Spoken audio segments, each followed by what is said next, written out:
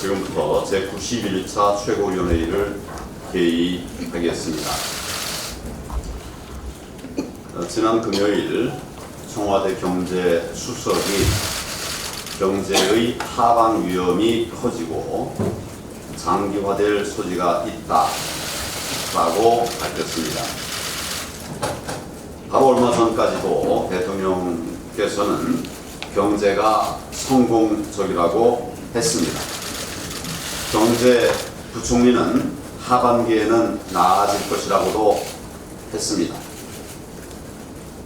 그동안 야당과 언론이 수없이 경제 위기를 경고했는데 그때마다 오히려 위기를 부추긴다고 공격해오지 않았습니까? 그러면 대통령 경제부총리의 그동안의 이야기와 오늘 어제 지난 금요일 경제수석의 말 둘 중에 하나는 거짓말 아닙니까? 누가 거짓말을 한 것이냐? 경제 위기를 인정하려면 그동안 국민을 속여왔던 것에 대해서 사과부터 먼저 해야 하는 것이 아니겠습니까? 어물쩍 넘어가려고 하는 것은 정부의 입장일 수가 없습니다. 그렇게 해서는 안 됩니다. 국민들께서 다 보고 계십니다. 게다가 경제수석의 브리핑 내용을 들여다보면 책임지는 자세는 전혀 없고 진단과 해법도 완전히 틀렸습니다. 세계 경제의 둔화를 우리 경제 하방의 원인으로 꼽았는데 지금 제대로 된 어느 나라 경제가 둔화되고 있습니까? 미국, 일본, 유럽 제국 할 것 없이 높은 성장률을 기록하고 있습니다. 지금 이야기입니다. 특히 일자리는 전 세계가 사상 유례없는 고용 풍년 상황입니다. 바로 지금의 상황입니다. 그런데 오히려 우리만 마이너스 성장의 고용 절벽입니다. 세계 경제를 이유로 된 것부터가 전혀 맞지 않는 이야기입니다. 지금 우리 경제가 위기에 빠진 원인은 이 정권의 좌파 경제 폭정 말고는 달리 설명할 방법이 없습니다. 무리한 최저임금 인상과 대책 없는 근로시간 단축, 거기에 민노총의 폐악, 과도한 규제 남발까지가 더해져서 우리 경제가 폭망의 위기에 빠지게 된 것입니다. 그런데도 원인 분석부터 틀리니까 대책이 제대로 맞는 것이 나올 수가 있겠습니까? 추경과 확장 재정을 대안이라고 얘기하고 있는데 근본 정책이 잘못된 판에 추경, 확장 재정하려면 돈 필요하지 않습니까? 그걸 채우려고 하면 결국 세금 더 걷어야 되지 않습니까? 그런데도 이런 세금 부어서 그래도 경제가 살아나면 부득이하다고 하겠죠. 그런데 세금 퍼부으면 경제가 과연 살아나겠습니까? 결국 추경 내놓으라고 하는 이야기 하려고 위기를 인정한 모양인데 그러한 추경이라고 하면 그나마라도 좀 제대로 짜와야 되는 것 아니겠습니까? 재해 추경이라면서 재해 관련 예산은 2조 2천억에 불과합니다. 그나마도 추경 논의의 원인 중 하나가 된 강원도 산불, 강원도 주민들 복구비 지원 예산은 단 한 푼도 없습니다. 단기 알바 예산같이 밑빠진 독에 물 붓는 예산과 영화요금 할인, 체육센터 건립, 제로페이 홍보, 이 같은 경제 살리기와 관련 없는 사업에 4조 5천억 편성해 놓았습니다. 총선에 눈이 멀었습니다. 총선에 눈이 멀어서 선심 예산 풀겠다는 것 아니겠습니까? 이래놓고 추경 탓만하면서 그렇게 국민들에게 사실과 다른 왜곡을 한다면 누가 그 말을 믿겠습니까? 결국 경제 정책의 대전환만이 유일한 답입니다. 실패로 판명된 소득주도 성장부터 폐기해야 하고 과감한 규제 개혁과 노동 개혁으로 기업이 활기차게 뛰도록 해야 합니다.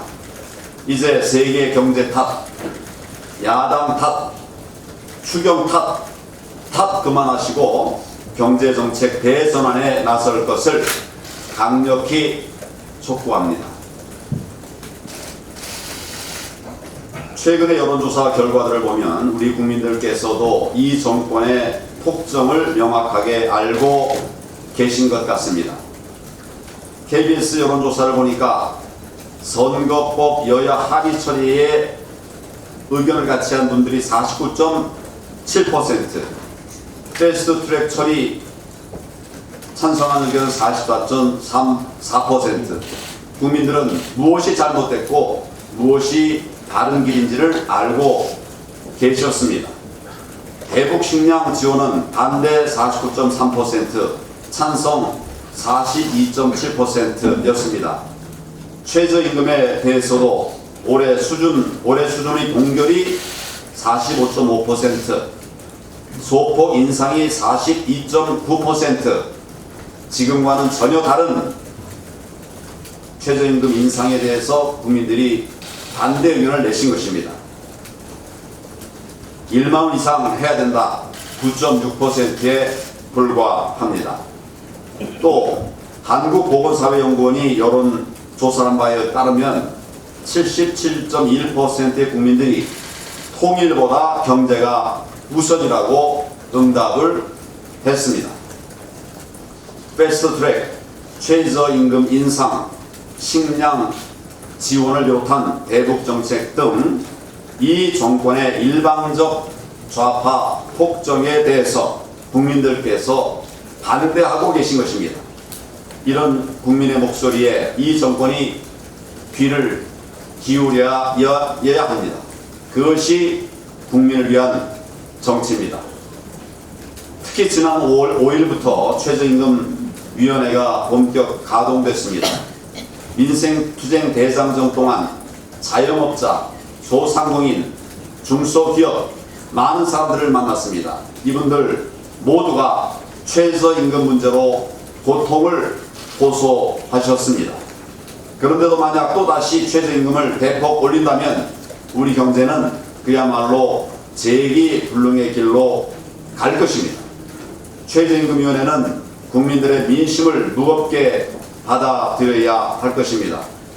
우리 당 차원에서도 최저임금 차등 적용, 결정체계의 개편 등 최저임금 관련 대안을 조속히 마련해야 하겠습니다.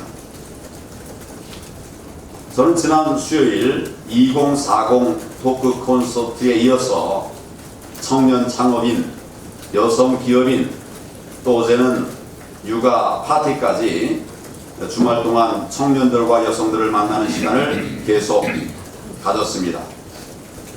이 정권의 경제 폭정으로 모두가 어려워진 상황이지만 청년들과 여성들은 희망을 꺾지 않고 모두가 정말 열심히 미래를 위해서 뛰고 계셨습니다.